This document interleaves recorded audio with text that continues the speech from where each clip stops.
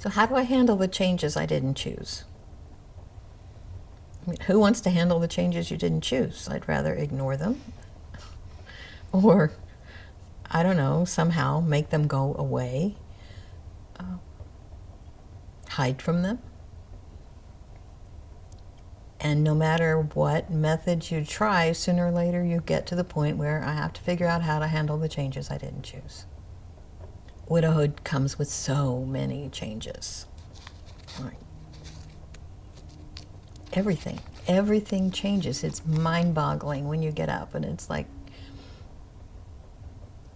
everyone else went home to their families and their jobs and things continued like they did before, and you're like, well, I don't know, the silcox in my house broke, flooded the crawl space. I mean, I don't know what to do with things like that. And that was just one thing. You know, there are so many, and it's frustrating, and you want to say, you're supposed to be here. You're supposed to be taking care of this. How dare you run out on me at this point? But you're gone. And so it gets overwhelming, and I don't know which things to deal with, which things to try to get rid of.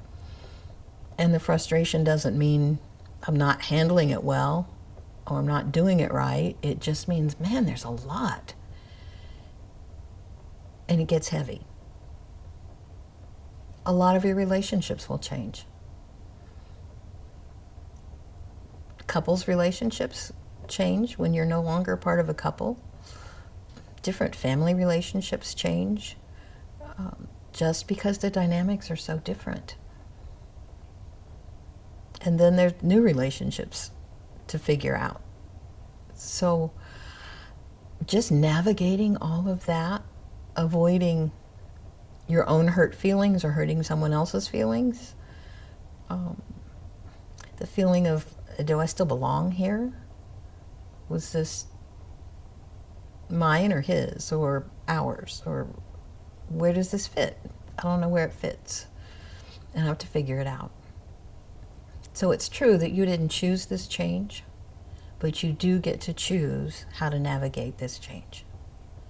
Every single day you get to choose your attitude. You get to choose your next step. So it's not that you don't have any choice. It's just that the first choice you would make isn't on the table. And that's that acceptance thing again. It's not on the table. You don't get to choose that. So you can choose to be mad about it, or you can choose to decide, what do I want this to look like now? And either way you go, it's a choice. So if you choose badly, you can't blame your circumstances.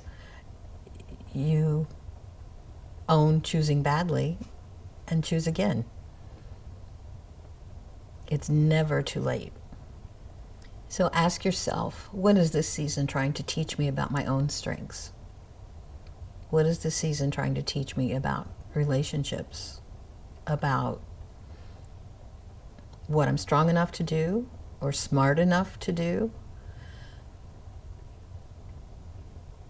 What is this season trying to teach me about who I am? Me, not as part of a couple, not as a wife or a mother or a grandmother, just who I am at my core. Who did God make me to be? And how do I live that out? You live it out by learning. You live it out by experimenting. You live it out by living it out, not by avoiding it, not by hiding. You don't have to do crazy, dangerous things, but sometimes the simplest things will feel crazy and dangerous. So you learn to tell the difference. And it's good to have somebody to bounce these things off of, somebody who will speak the truth to you, even when it's not what you want to hear, somebody who will celebrate your victories as you move forward, somebody who will encourage you when those attempts fall flat.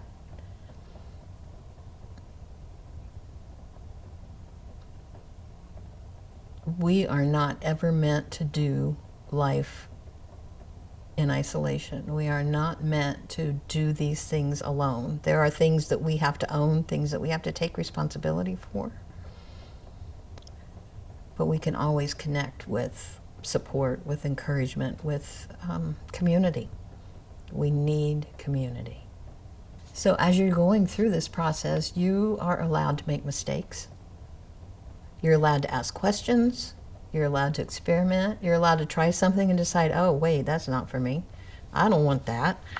You're allowed to try things you've never tried before. Just because you can. This is a time to really build on your own emotional and spiritual strength, to really delve into inner growth.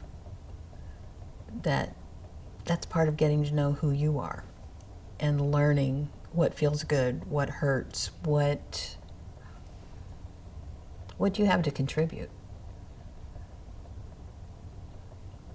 What in all of your life and your learning is important to share with someone else, to help them over a rough spot, to help them gain confidence. Because it's when we do those things that we really get to grow. So give yourself a regular time and attention. Give your relationship with God regular time and attention. And stay connected to the people that help you grow. Get connected to support groups or grief groups, or take a class. Learn something you've never done before just because you can. So if you need a statement to hold on to, even in unwanted change, I am becoming the woman God created me to be.